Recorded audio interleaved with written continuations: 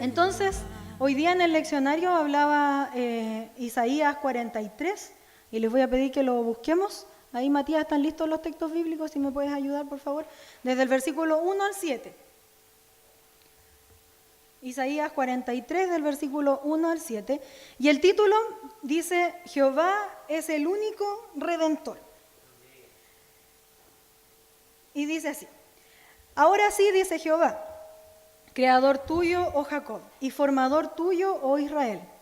No temas, porque yo te redimí, te puse nombre, mío eres tú. Cuando pases por las aguas, yo estaré contigo, y si por los ríos no te anegarán. Cuando pases por el fuego, no te quemarás, ni la llama arderá en ti, porque yo Jehová, Dios tuyo, el Santo de Israel, soy tu Salvador.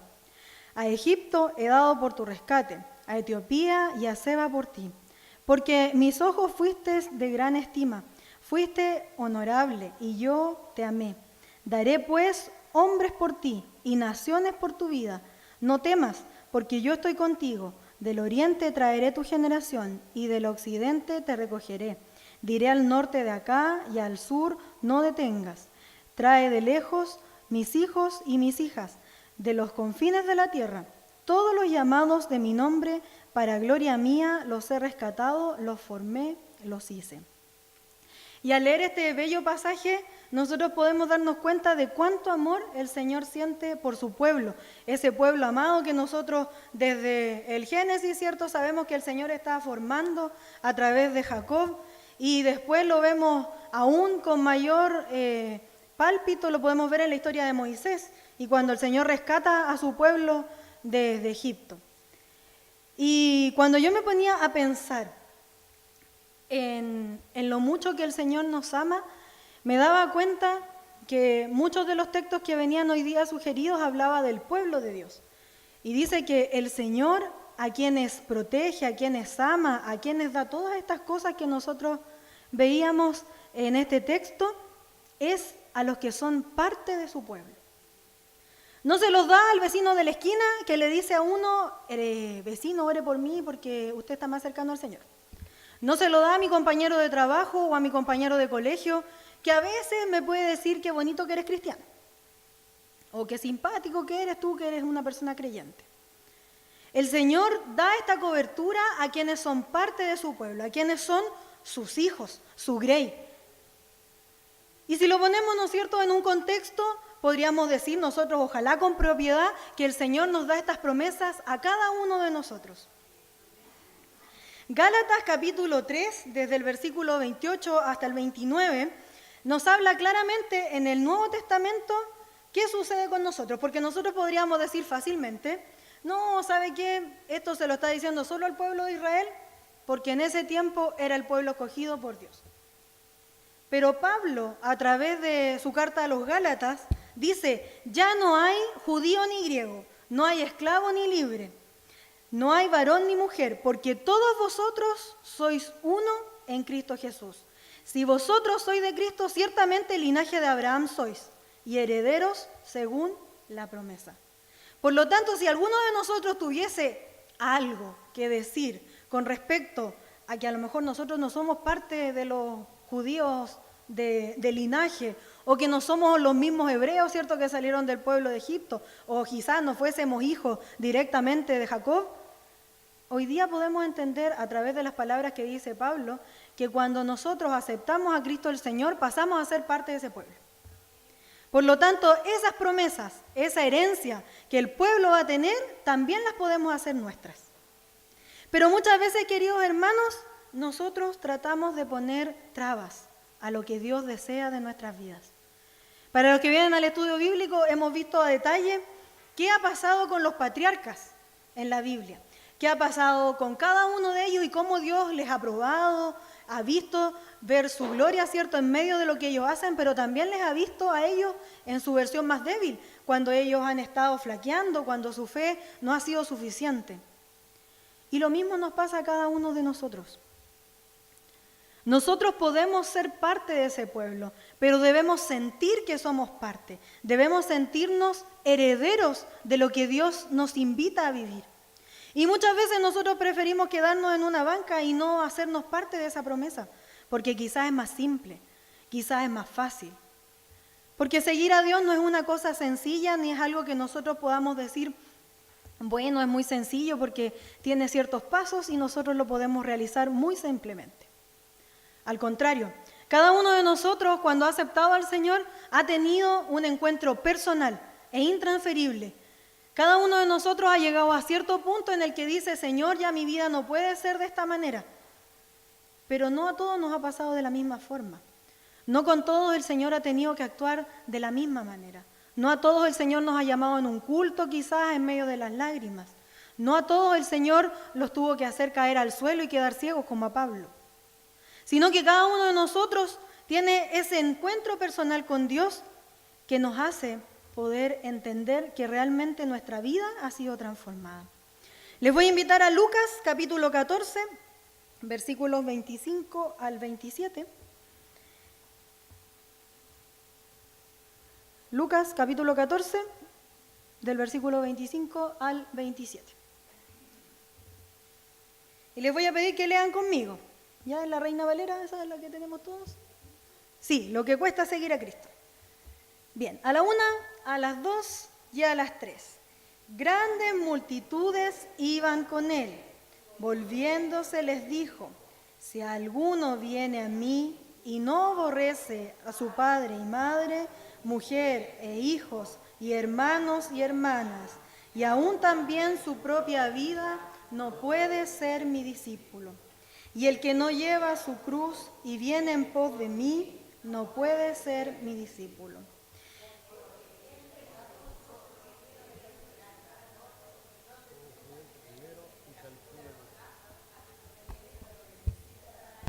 Gracias. Hasta el 27 nomás.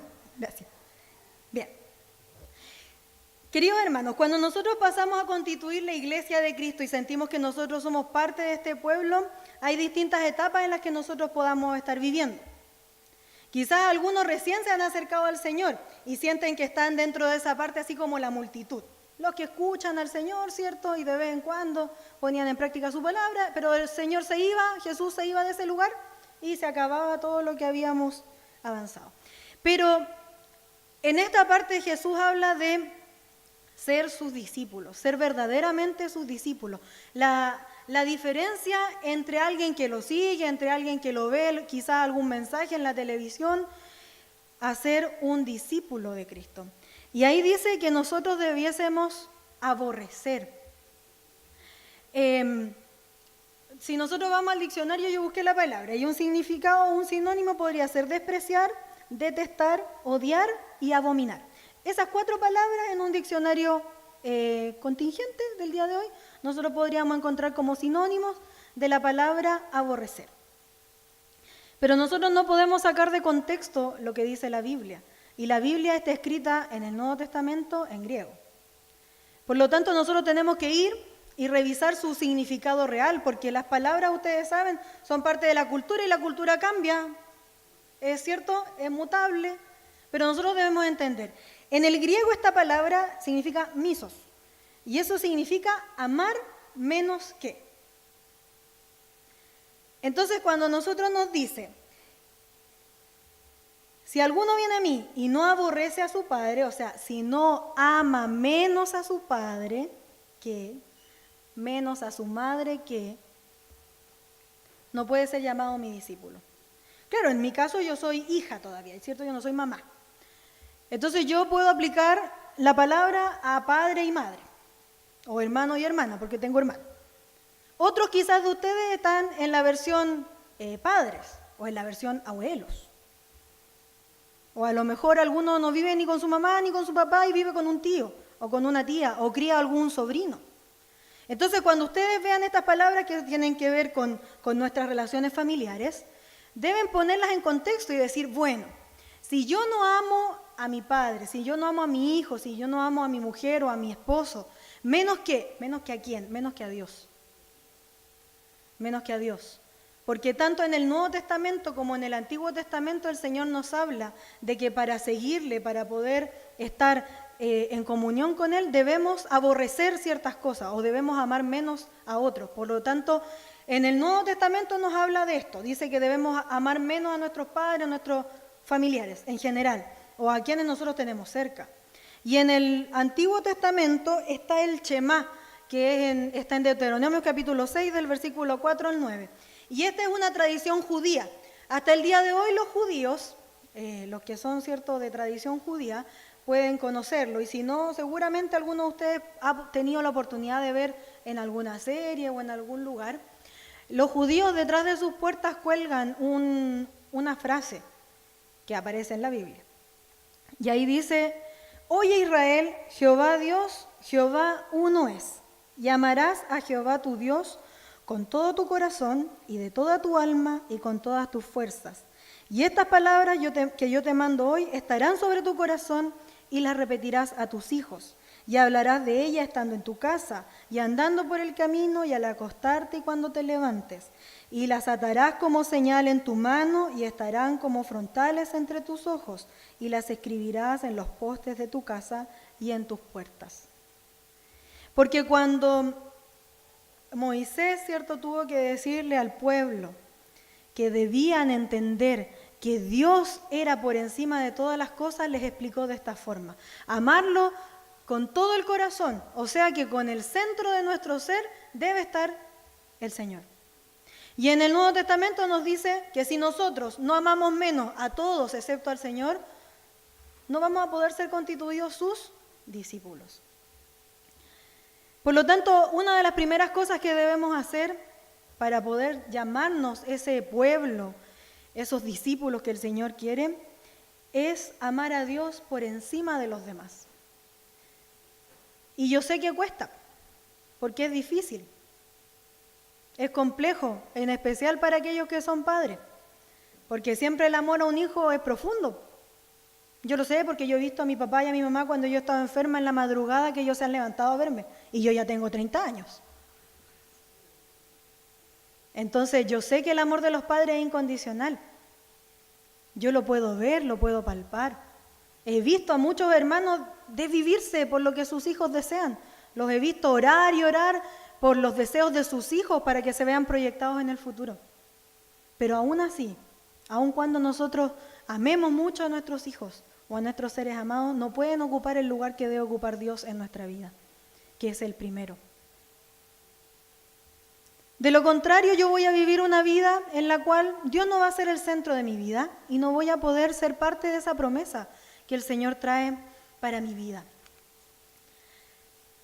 Lo segundo no es tan difícil, pero sí es complejo en el mundo en el que nosotros nos rodeamos hoy día.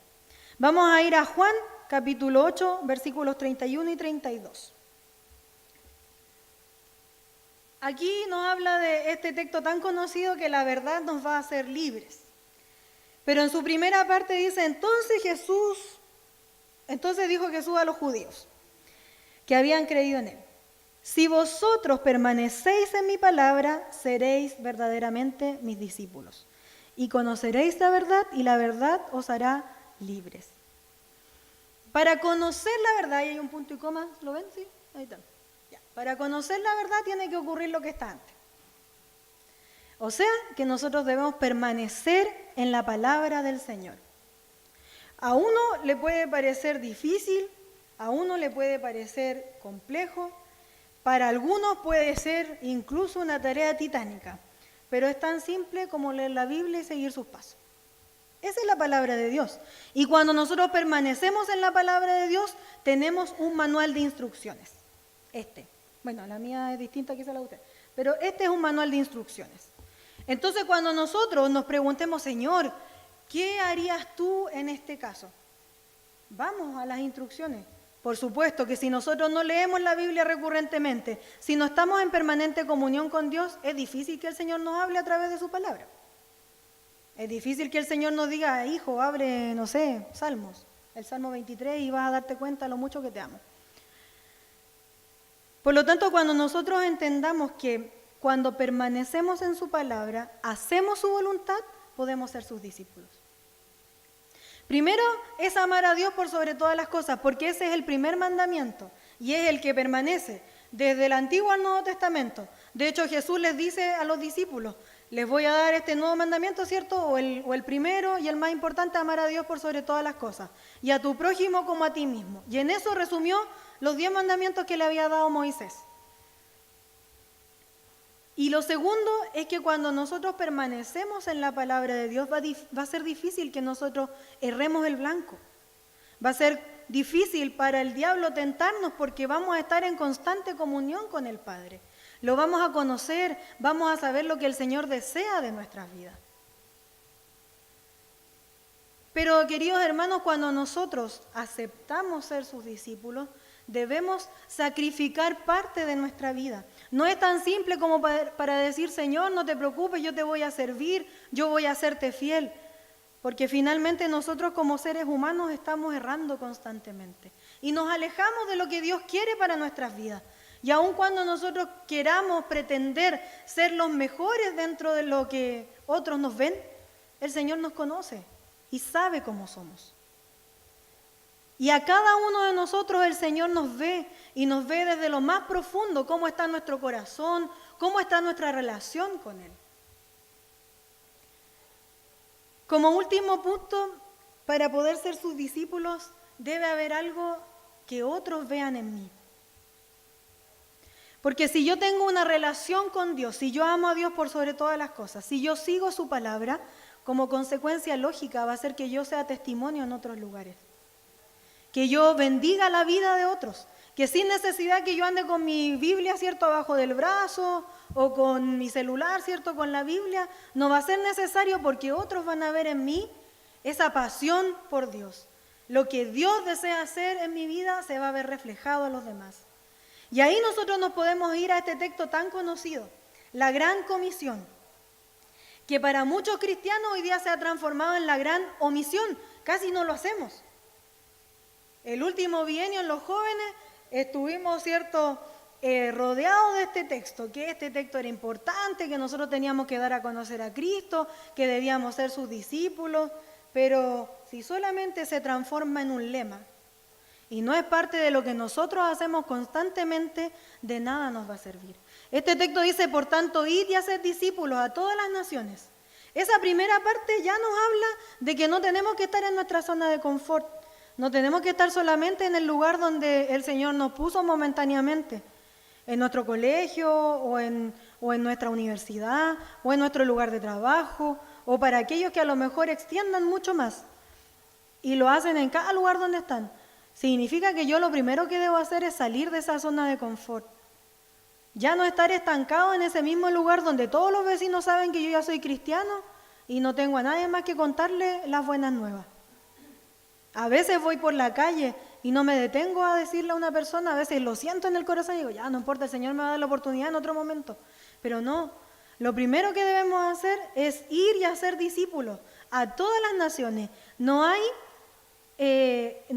un rango etario, no hay una selección de qué tipo de personas, dice a todas las naciones. Después dice que los bauticemos en el nombre del Padre, del Hijo y del Espíritu Santo, que les enseñemos que guarden estas cosas. Pero ¿qué cosas les vamos a enseñar si nosotros no teníamos el conocimiento de la palabra? Por eso es importante, queridos hermanos, que cuando nosotros comencemos a ver nuestra vida, o si ya llevamos un tiempo en los caminos del Señor, y comenzamos a hacernos las preguntas que uno siempre se hace, no se preocupe. Uno dice, Señor, pero ¿en qué más puedo ser útil? ¿Qué más puedo hacer? Dios, ¿en qué momento puedo yo encontrar ese camino que tú deseas para mi vida? Y ahí yo me hice la pregunta y dije, ¿seremos nosotros capaces de hacer estas cosas? ¿Seremos verdaderamente capaces de amar a Dios por sobre todas las cosas? De conocer su palabra y practicarla, permanecer en ella y ser testimonio para los demás. Son 3 cosas que a lo mejor al hablarlas son muy simples, pero el realizarlas es un trabajo. Y yo me imagino que cada uno de ustedes conoce en qué posición se encuentra hoy día. Cada uno de nosotros sabe en qué punto de nuestra vida y de nuestra relación personal con Dios está. Y si no lo sabe, el Señor le va a dar luces y le va a dar señales. Porque un verdadero discípulo, queridos hermanos, se deja corregir e instruir. Nosotros no podemos decir que somos discípulos si pretendemos que hacemos todo bien. Si cuando el pastor o quien sea nos predica, nosotros decimos, no, esa palabra no era para mí. No, porque al contrario, el Señor constantemente nos necesita corregir. Necesita que nosotros sepamos que ese tirón de oreja era para nosotros. Necesita que nosotros seamos tan abiertos de mente que podamos entender que cuando hay un reto muchas veces sí es para nosotros y está dirigido para nosotros. Por eso yo comenzaba con la letra de esta canción, que dice que en lo alto yo me someto. Porque yo puedo estar en un lugar de privilegio hoy día, pero es en el lugar donde el Señor me tiene que tener más sometida. Porque cuando yo alcanzo lugares de privilegio en la iglesia, en mi trabajo, en el lugar de estudio donde yo estoy, es cuando el Señor tiene que tenerme más sometido. Porque sin el Señor nosotros no somos nada. Dios va a seguir siendo Dios, pero nosotros sin Dios no vamos a hacer nada. Hay muchas personas que hoy día se encuentran en el estado de multitud. Quizás ellos estuvieron ahí, sintieron que tenían que ir y escuchar porque había una palabra nueva para su vida. Y a lo mejor necesitaban saciar temporalmente algo. Si usted se siente así, se ha sentido a veces que de vez en cuando le dan ganas de escuchar la palabra del Señor y quiere venir a la iglesia, pero después pasa un tiempo y se olvida. Siguen siendo espectadores y no son parte del reino, porque son multitud, como las multitudes que seguían a Jesús, como esos 5,000 que llegaron, recibieron el alimento y después se fueron. Ninguno de los 5,000 estuvo en la cruz cuando Jesús murió. Puede ser que su vida hoy día esté siendo reflejada por este grupo de personas, como la multitud. Pero también puede ser que nos sintamos como los seguidores. Y los seguidores, yo no sé si ustedes, pero yo sé que, a ver, vamos a ver el rango etario. Yo sé que José Alfredo Fuentes tenía una que se llamaba Las Calcetineras, ¿sí? ¿Puede ser o no? Ya. Y la señora, ¿cierto? Bueno, ahora señora, en ese tiempo jovencitas, doncellas, ¿cierto? Iban y a donde tocaba José Alfredo Fuentes, iban y siempre estaban ahí. Bueno, hay algunos de nosotros que podemos ser como esos seguidores de Cristo. Ya, lo vamos a llevar a algo más actual, como los que les gusta BTS y todos estos grupos coreanos que se disfrazan, ¿cierto? Y se maquillan de esa forma. Y donde quiera que estén, de hecho ahora van a sacar una película a estos niños coreanos y yo creo que ya están vendidas todas las entradas porque todos los niños de esta época les gustan esos bonitos. Bueno, son jóvenes. Ya en la época de lo que de aquí, los teens, a lo mejor hay otros grupos que también han llamado nuestra atención. Incluso nosotros a veces en la música, cuando viene Hillsong, yo me amanecí, me fui a las 4 de la mañana a ver a Hillsong, yo dije, Señor, esta es la oportunidad, pero al final igual era una seguidora más, no era que en ese tiempo yo no andaba tanto buscando la presencia del Señor, más me importaba ir a escuchar la música. Y eso es lo que hacen los seguidores, escuchan, son incluso así como los fanáticos, ¿cierto? Siguen a su artista, pero lamentablemente muchas veces es una moda. Y lo hacen porque se sintieron cómodos en ese momento. Incluso nos pasa a nosotros en el culto, pues a veces nosotros decimos, ay Señor, siento de levantar tanto las manos y de bendecir tu nombre. Pero después pasó un domingo y se nos olvidó, pues y toda la presencia del Señor que habíamos sentido se fue. Y a lo mejor estamos aquí y venimos todos los domingos, pero eso no significa que nosotros hayamos dejado de ser seguidores. A veces estamos solamente en ese lugar porque es más cómodo para nosotros. Porque a lo mejor desde siempre nos enseñaron que el domingo se venía a la iglesia. Pero eso no significa que nosotros hayamos salido de ese lugar de ser seguidores de Cristo. Y después están los discípulos. Los discípulos eran 12 nomás, en el tiempo de Jesús. Eran los amigos, los que estaban ahí, cercanos, pendientes de lo que Jesús necesitaba. Trabajaban en la obra. Pero ¿saben qué? Los discípulos también tuvieron temor. Porque los discípulos no supieron entender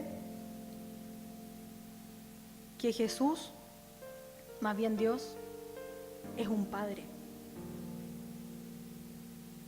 Y nosotros no somos simplemente los discípulos de Cristo.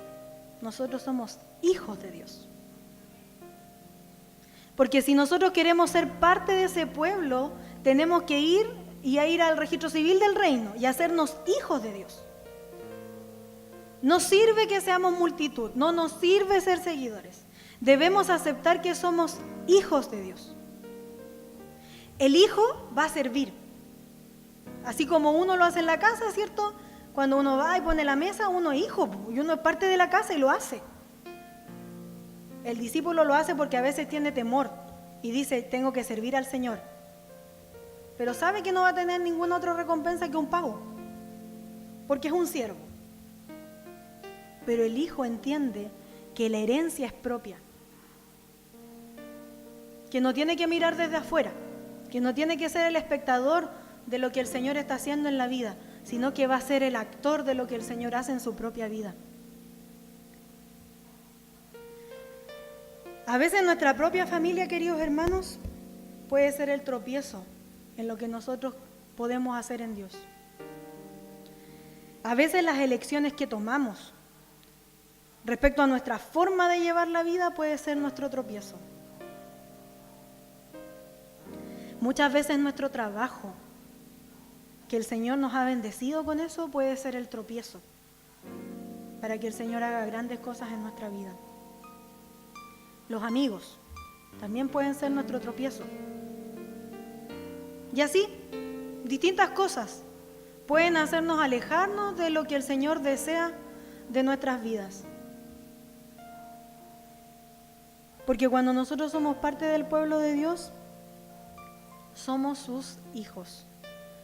Y todo, queridos hermanos, todo lo que nosotros emprendamos y lo que hacemos está bajo la cobertura de Dios. Si usted se siente multitud, si se siente seguidor, o todavía solo se siente discípulo y no se siente hijo de Dios, tome, querido hermano, esa paternidad que Dios da a nuestras vidas. Ya no viva como un esclavo, viva libre, porque usted tiene el conocimiento que el Señor le ha dado. El Señor a nosotros nos adoptó. Quizá por algunos, ¿cierto?, tuvo que pagar un poco más que por otros.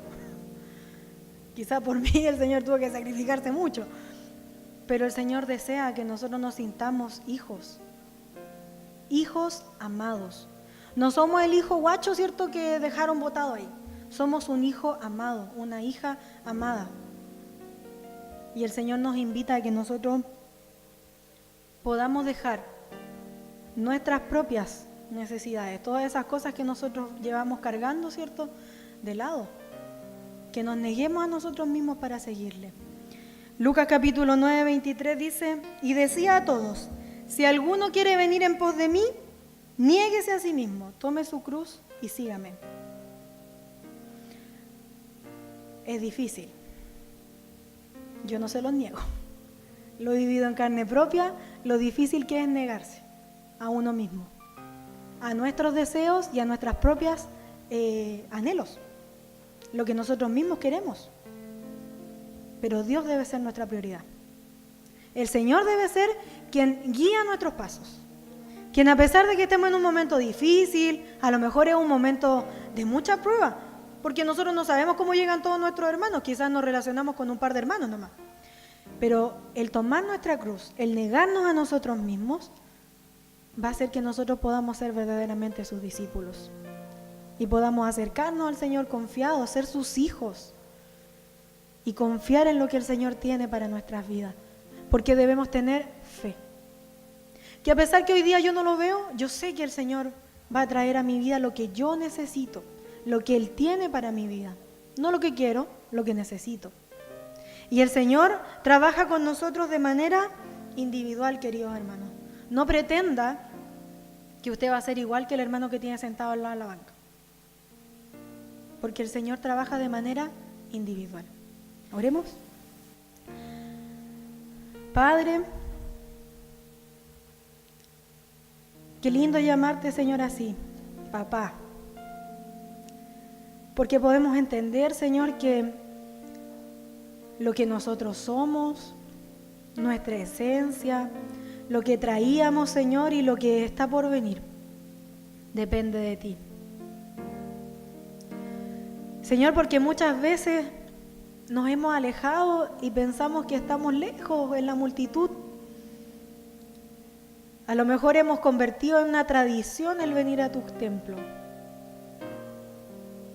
Pero tú nos llamas, Señor, como tus hijos.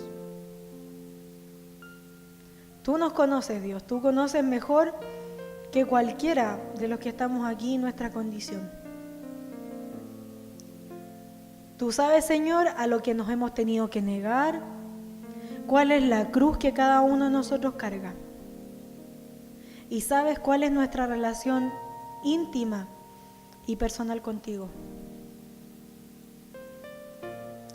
Dios, cuando hemos visto lejano a veces tu poder en medio de nuestras vidas, cuando hemos visto, Señor, a lo mejor que nuestras fuerzas ya no dan más, a veces ahí recién llegamos hasta tus plantas y te decimos, Señor, ayúdanos. Pero Dios, queremos tener esa confianza que solamente tiene un hijo con su padre, de venir, sentirnos confiados, sentirnos, Señor, regocijados porque estamos en tu presencia. Así como lo hizo el hijo pródigo, Señor, que a pesar de que pasó por tantos lugares, se dio cuenta que su papá iba a estar siempre con los brazos extendidos, esperándolo, poniéndole un anillo, una nueva vestuario, Señor, porque sabía quién era su papá, porque lo conocía. Así, Señor, también nosotros queremos llegar a ti. Si hemos estado en otros lugares, Dios, donde no nos convenía estar, si hemos estado alejados de tu presencia, Señor, te pedimos que nos invites como ese Padre de amor y nos diga, Señor, bienvenido. Papá, tú sabes tanto de nosotros y a veces nosotros conocemos tan poco de ti. Ayúdanos, Señor, que por medio de la Escritura te podamos conocer. A través de la oración y de la comunicación contigo, Señor, podamos tener esta relación estrecha. Señor, necesitamos que como Iglesia Juan Wesley seamos tus hijos. Que los cargos, que todas las cosas y responsabilidades que podemos tener queden de lado, Señor, porque nuestra prioridad número uno es ser tus hijos. Señor, tú no nos llamaste a ser pastores, ni profesores de escuela dominical, no nos llamaste a ser predicadores, no nos llamaste a hacer nada de eso. Lo primero que tú quieres es que nosotros seamos tus hijos. Y te pedimos, Dios, que esa sea nuestra prioridad. Porque si es nuestra prioridad, Señor, todo lo demás lo vamos a hacer para ti, con amor, con gozo, sintiendo, Dios, que es la excelencia que te entregamos a ti. Permite, Señor, que así como a muchos de nosotros, nuestros padres nos han corregido y nos han enseñado, tú seas el que nos corrija y nos enseñe en tu palabra, en tu verdad.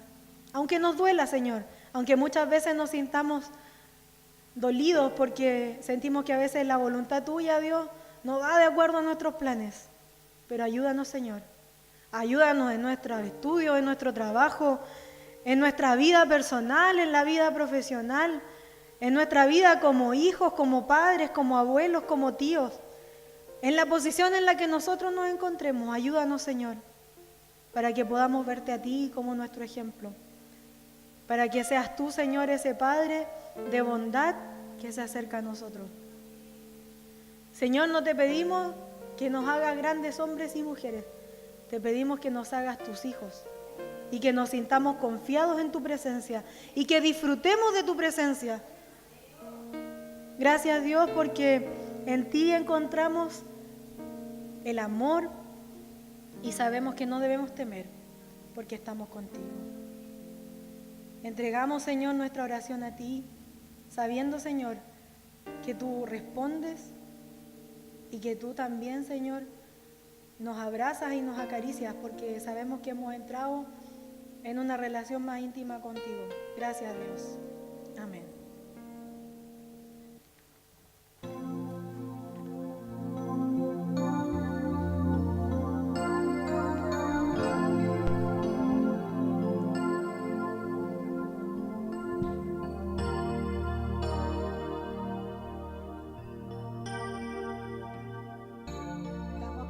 a Dios, ¿cierto?